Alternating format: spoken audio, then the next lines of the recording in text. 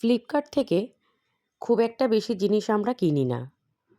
তো কদিন আগেই ব্যাগটা দেখে পছন্দ হয়েছিল। আর দামটাও খুব রিজনেবল ছিল দেখে অর্ডার করে দিয়েছিলাম। তো সেটাই এখন তোমাদের সাথে একটু শেয়ার করতে বসেছি।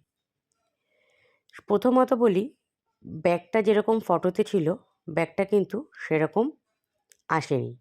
তার থেকেও ভালো এসেছে, হ্যাঁ। মানে ফটোতে যেরকম দেখেছিলাম, হাতে নিয়ে বুঝতে পারলাম জিনিসটা তার থেকেও ভালো এসেছে। ৩ খানা কম্পার্টমেন্ট রয়েছে। দেখো, এই যে তোমাদের দেখাচ্ছি। আর পেছনেও রয়েছে একটা কম্পার্টমেন্ট।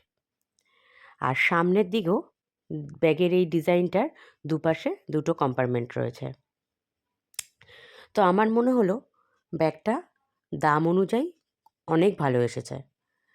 তো সেই জন্য তোমাদের সাথে একটু শেয়ার করলাম। কিন্তু কিছুক্ষণ পরে যখন ব্যাগটা আবার ভালো করে দেখছি, বেশ পছন্দ হয়েছে এত কম দামে।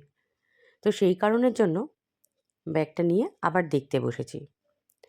তখন যখন ব্যাগটা দেখতে বসলাম, তখন দেখতে পাচ্ছি যে ব্যাগের এই যে দেখো, এই চেনের এই জায়গাটায় সেলাইটা খোলা। দেখতে পাচ্ছ? এই যে। তো এবার তোমরাই বলো, এই ব্যাগটা নিয়ে আমার কী করা উচিত?